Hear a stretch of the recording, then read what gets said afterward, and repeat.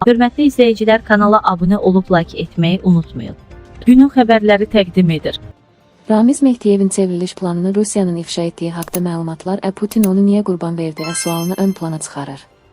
Burada iki mümkün cavab ola bilər. Konkret az xəbər verir ki, bu fikirləri siyasi şərhçi Asif Nərimanlı səsləndirib. Birincisi, Putinin planla razılaşmamasıdır. Rusiyada Azərbaycana münasibətdə həmişə iki kanalın mövcud olduğu məlumdur. Bir xətt Müdafiə Nazirliyi, Xarici İşlər Nazirliyi sərt mövqe sərgiləyir, digər xətt Kreml daha loyal münasibət göstərir. Bu, Rusiyanın postsovet məkanında məşhur olan yaxşı və pis polis taktikasından irəli gəlsə də, bir sıra hallarda kanalların yanaşmalarında ziddiyyətlər, toqquşmalar da olur. Lakin son qərar Putin tərəfindən verilir. Mümkündür ki, Mehdiyevin çevriliş planı Putinə məruz olunub.